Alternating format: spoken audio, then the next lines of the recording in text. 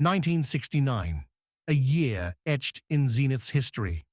The world saw the birth of El Primero, the first high-frequency automatic chronograph.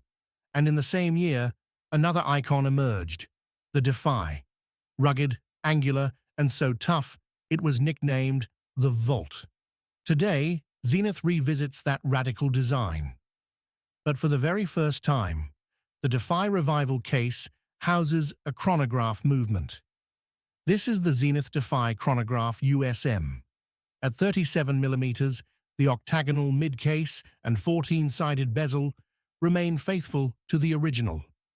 Brushed surfaces, polished bevels, a screw-down crown, and 100 meters of water resistance, every detail reaffirms the Defy's legacy as a true tool watch. And yes, the legendary Gay Frere's ladder bracelet returns, recreated in stainless steel for absolute authenticity. But here's where the collaboration with Swiss design icon USM Modular Furniture shines. 4 bold editions, finished in USM's signature colors: gentian blue, golden yellow, pure orange, and USM green.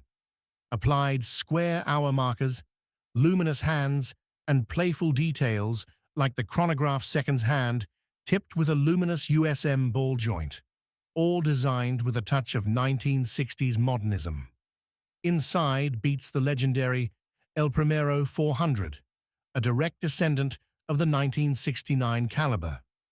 With its 5 Hz frequency, column wheel architecture, and 55-hour power reserve, it remains one of the most celebrated chronographs in watchmaking. Each piece arrives in a custom USM Halle timepiece chest, reinforcing the fusion of horology and industrial design. Limited to just 60 examples per color, priced at 10,900 Swiss francs, the Zenith Defy Chronograph USM is not just a watch. It's a meeting of 2 design legends, reborn for today.